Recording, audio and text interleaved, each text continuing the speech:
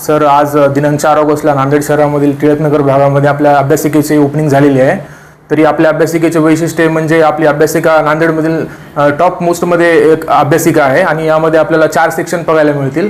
Gold, gold plus, prime, prime plus. त्याच्यामध्ये आम्ही विद्यार्थ्यांच्या बजेटनुसार आपण हे ठेवलेलं आहे फीस, ज्यामध्ये विद्यार्थ्यांना कुठल्याही पैशाच्या बाबतीमधून त्यांना काही हे राहू नये, म्हणजे उणीवा राहू नये. त्यामुळे आणि पूर्ण ही AC अभ्यासिका असेल. यामध्ये मुलांना वायफाय फ्री असेल, इन्व्हर्टरची सुविधा आहे, लिफ्टची सुविधा आहे. आपल्याला इथं असं कोणतीच बाब नाही आहे की ते मुलांना आणि मुलींना मिळणार नाही. टोटल 20 कॅमेरे इथं आपण लावलेले आहेत, ज्यामुळे सुरक्षेच्या दृष्टिकोनातून पण ही अभ्यासिका एकदम उत्तम आहे. लॉकर्स आपल्या इथे टोटल प्रत्येक सीटला लॉकर्स आहेत आणि ते लॉकर्स आम्ही फ्री देणार आहोत मुलांना. म्हणजे त्यांचं फीस वगैरे आम्ही आकारणार नाही.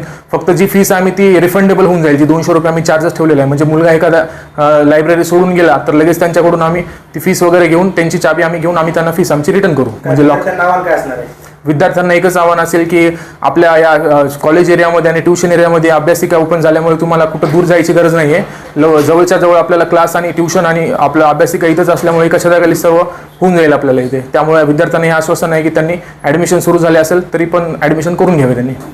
आज आमच्या स्टडी पॉईंटचे उद्घाटन झालेले आहे.